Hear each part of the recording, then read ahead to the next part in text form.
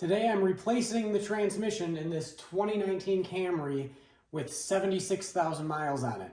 Now, I think these things are pretty good transmissions. I think this is kind of an anomaly, but this is a reminder, make sure you service your transmissions. The one I pulled out of this, here's the used unit I'm putting in. The one I pulled out of this had really nasty fluid in it, which was a surprise because I wouldn't think at 76,000 miles it would have bad fluid or dirty fluid in the first place. I would think even if that's past the interval that it would still look good. But I figured I'd take the opportunity today to shoot a video on servicing the transmission. You do not need to have it out. I just figured I'd show you what I got going on here. So I'm gonna get this thing loaded in and then I'm gonna show you the process. Well, I've got it out here. Right here is the 24mm fill plug, which of course will be a little tougher to access once it's in the car, but not terrible. So I'm gonna get this thing loaded in and then I'll show you how to service it. Okay, the transmission is in, so I'm gonna work a little bit backwards here since I've already got everything off. But one of the things, so we got the wheel off first off. You'll need to lift it up, take the wheel off. Then you've got this panel here. There are two 10mm bolts, and then there's this plastic push pin deal right up here. And this, you just need to pop this out with a screwdriver. There's specific tools for this as well, but most people, if you don't have them, just stick a screwdriver in there, pop it out, then you can pull that out. And then we can get that panel out. And then we've got access in here.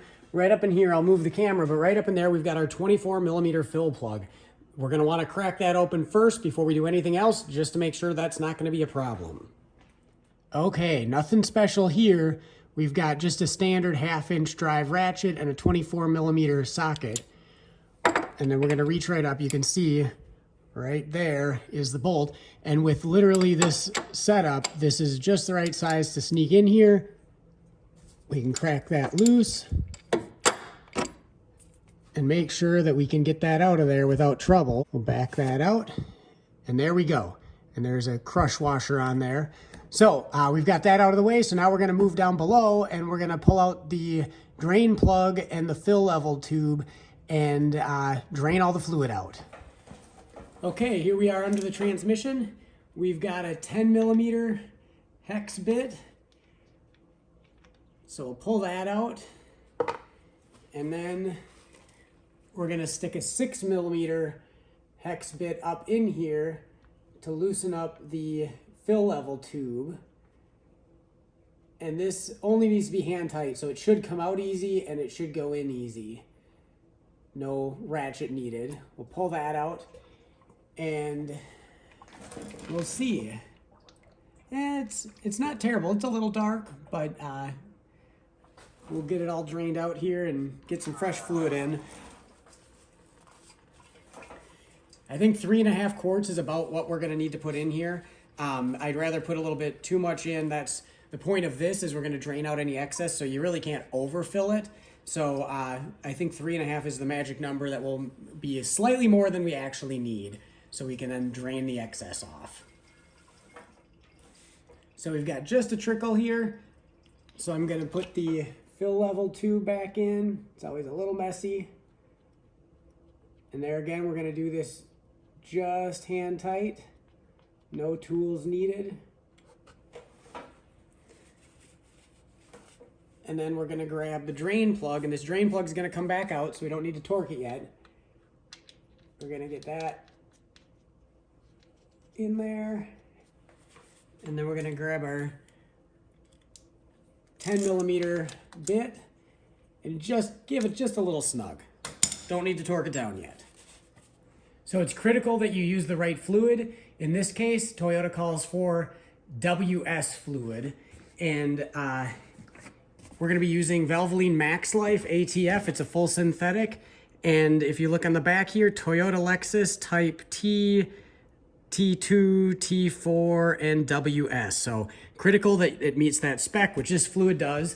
And I'm gonna be using my hand pump. I'll put a link in the description below. And we're gonna pump about 3.5 quarts in. So I'm gonna have just a little bit left from this gallon that I picked up. We're gonna get that all pumped in the fill hole. So here's the pump I'm gonna be using. We're just gonna put our inlet tube in the bottle and then our outlet tube up in that fill hole. We just got our fill tube in there, tucked in the hole so it's not gonna pop out. and I'm just gonna start pumping, and we're gonna get 3.5 of the 4 quarts in here, and then we're gonna be ready to put the cap on and warm this thing up. Okay, we've got just a little bit left in the jug, so we're gonna pull this tube out here. Now that we got it filled, we're gonna put the fill plug back in here, run it down by hand, and then I've got a 1/2-inch torque wrench set to 29 pound-feet or 39 Newton meters. I'm gonna see if I can sneak this in just like this. Yep, not a problem.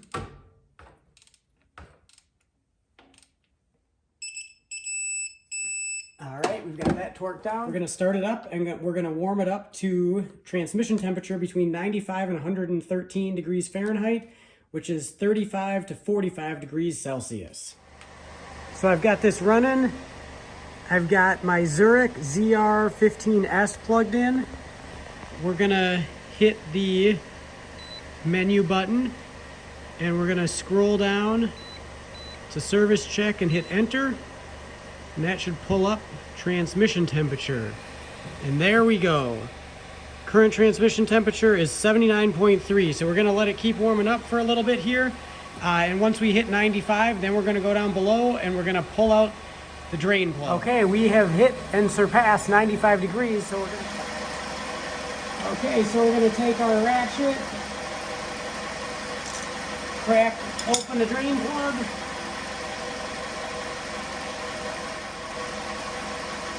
And we're gonna let the excess drain out.